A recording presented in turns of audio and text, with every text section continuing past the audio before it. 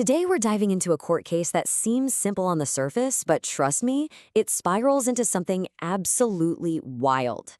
It's a story about what can happen when you trust the wrong person, why paperwork is everything, and a landlord who might not be a landlord at all. Let's get into it. So it all kicks off with a classic tenant-landlord problem. Two tenants move out and they want their $1,000 security deposit back. Their landlord says he's not giving it to them. Seems pretty straightforward, right? Hold up.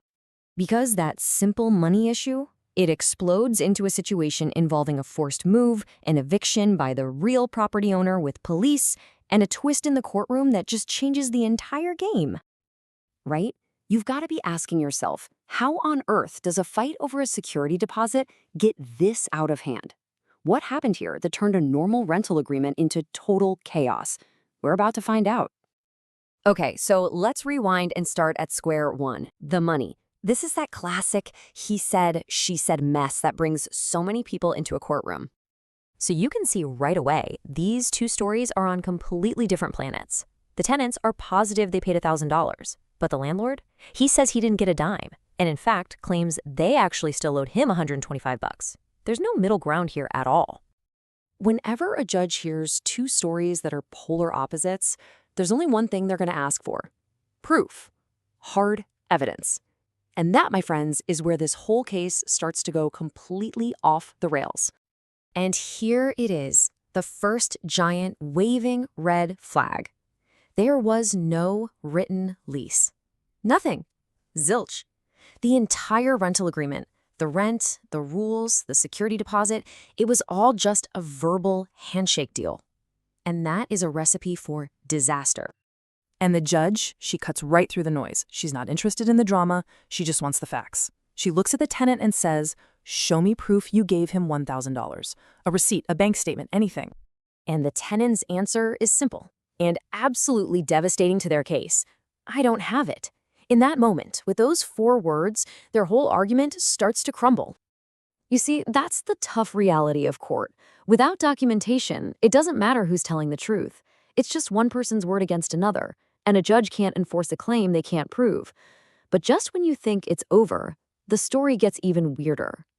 So as this whole security deposit mess is brewing, the landlord does something that's, well, it's completely out of left field. He forces the tenants to move out of their home. He tells them the house needs some renovations and that they have to be out for a couple of weeks. But, he says, don't worry, I've got another one of my properties you can stay in for free in the meantime. So they trust him and they move. And just look at how fast this whole situation implodes. May 1st, they move into the temporary place. Just 10 days later, the actual owner of that second house shows up with the police. The tenants are immediately kicked out and have to scramble to find a hotel. And that's the legal term for what they'd become, without even knowing it. To the real owner, who had no idea who they were simply squatters, people illegally occupying her property. Can you even imagine the shock and confusion? One minute, you think your landlord has done you a favor. The next, you're being evicted by a total stranger and treated like a criminal. Their simple rental dispute had just turned into an absolute legal nightmare. All of this chaos leads us back to the courtroom for the grand finale, and this is where the entire twisted story completely falls apart with one stunning admission. The big question hanging in the air is this: how did this guy get keys to a house he didn't own? What gave him the right to move people in there? Who is this guy really? So the judge starts grilling him, and finally he drops the bombshell. He admits right there in court that he does not own the property.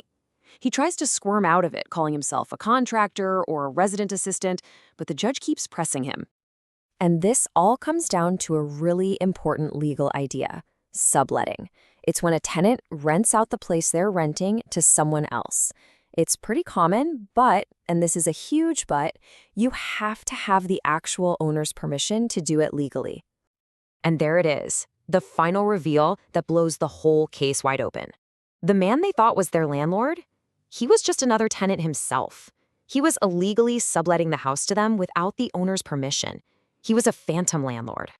The second he admits that, boom, his entire case evaporates. He had no legal standing to be a landlord. That means he had no right to collect rent, no right to ask for a security deposit, and he certainly had no right to file a counterclaim for damages on a property that wasn't his. The judge dismisses his case on the spot. So after all that chaos, what's the lesson here? This case is basically a masterclass in how to protect yourself as a renter. Let's break down a quick toolkit so this kind of thing never happens to you. Okay, first and most important, always, always get a written lease. It's your single best protection.